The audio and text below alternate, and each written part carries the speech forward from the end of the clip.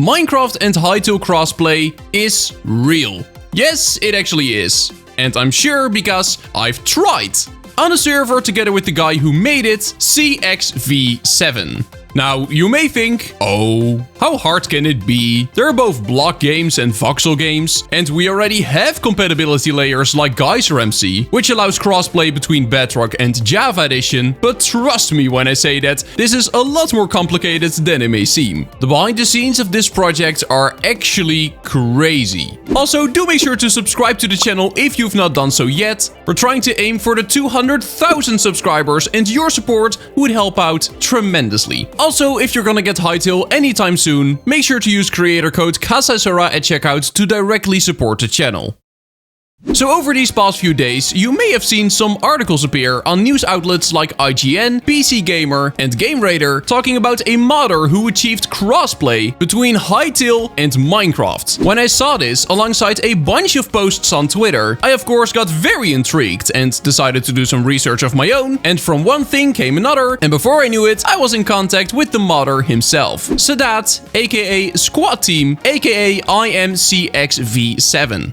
And he told me how this whole crossplay construction works and allowed me to test it for myself. So all of the footage you're seeing right now, I captured myself on a Hytale server. Because that's the core of it all. It is a modded Hytale server. The Hytale server is basically in control here. And the thing that allows Minecraft players to join is a Hytale mod. Now that mod is not something like GeyserMC, but then for Hytale. The mod essentially functions as a completely separate Minecraft server running on its own. According to CXV7, it is like he has created an entirely custom Minecraft server software from the ground up that runs inside of the Hytale mods folder. And when a Minecraft player connects, they don't directly connect to the Hytale server, they instead connect to the mod, aka the separate fake Minecraft server that is running on the side. What happens from there is the Hytale server is basically constantly syncing everything that happens on the server to the Hytale mod, aka the separate fake Minecraft server, and it then updates things accordingly. A simple way to think of it is that this Hytale mod functions as a one-to-one translation layer. Every single thing, like everything, needs to be added manually. The placing of blocks, the dropping of items, other players actually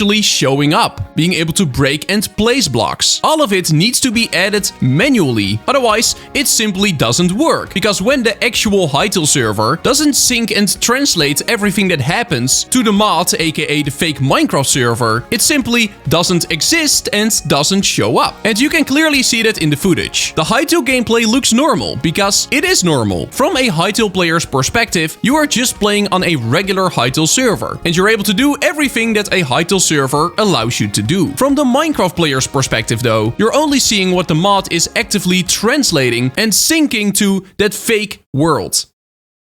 On CXV7's Twitter, which I'll leave a link to it in the description down below, you can live follow the progress of this project. So you can see first they got fluids working, after that he implemented cross-game chat, after that world time and animation syncing, after that the Minecraft client was able to interact with the Hytale world, and right before I recorded my footage, dropping items was implemented, which meant you can now drop items on a Hytale account, and a Minecraft user can then pick them up. I think you can see that when I say everything has to be translated manually, I truly mean every single thing in the game has to be translated manually. Even the block mappings. So in the footage that you're seeing right now, if an Hytale account picks up a grass block and drops it, and a Minecraft player picks it up, it will also look like a grass block for them. That is because those two blocks have now been manually linked to each other, which is why that works. Other blocks, like for example the berries in Hytale, they show up as stone blocks in Minecraft, because that Hytale block has not been mapped to anything yet, and everything which has not been mapped will show up like stone, which is why everything on the Minecraft side looks so stony.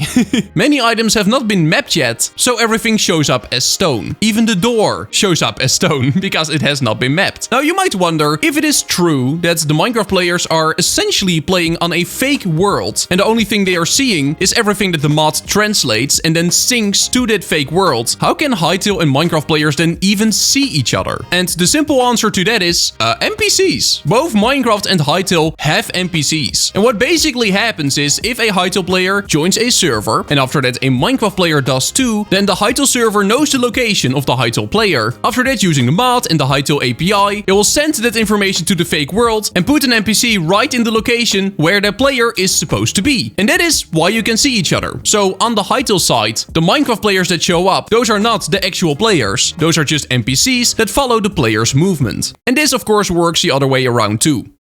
So the Minecraft players are also just seeing NPCs, Minecraft NPCs of course, at the spots where the Hytale players are supposed to be. Very clever and very cool. Now another question which CXV7 received often is how does this work in terms of TPS? Because like you may know, Minecraft runs at 20 TPS, while Hytale runs at 30. Such a difference in tick speed may seem like a hard thing to overcome. But according to CXV7, that's not so much of an issue. The Minecraft client is basically just sending packets at their own rate, and this you can actually see in game. So when on the Minecraft client I break a block, you may notice that it looks a bit laggy. It disappears for a bit, then it reappears, and then it disappears again. From the Minecraft side, everything looks a bit choppier in the first place, and that mostly comes down to that difference in ticks. Everything just takes a bit longer to process, and like with the other things, the mod functions as a translation layer. Pretty impressive stuff, I would say. A mod running on a Hytale server that is essentially functioning as its own completely separate server, which is then constructing a fake world for the Minecraft player, which then constantly gets synchronized with all of the data that the Hytale server is sending to the mod. And a lot of this, by the way, is simply possible because of the Hytale API, and it's simply being quite powerful.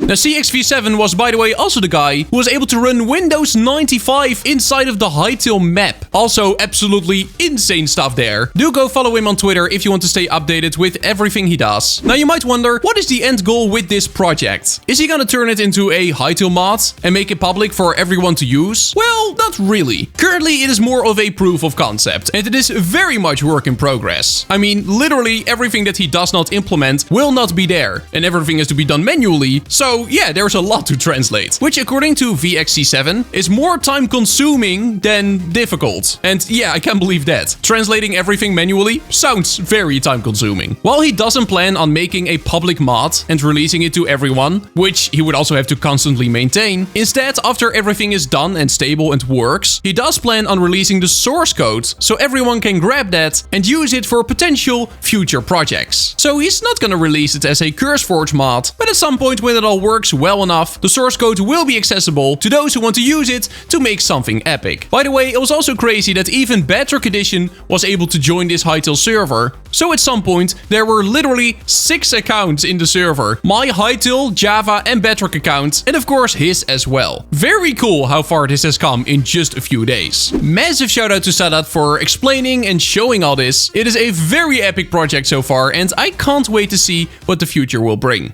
And that's it for today. Do make sure to subscribe to the channel, join my Discord. Thank you so much, channel members. And then I'll see you in the next one. Bye bye. See you later. Bye bye.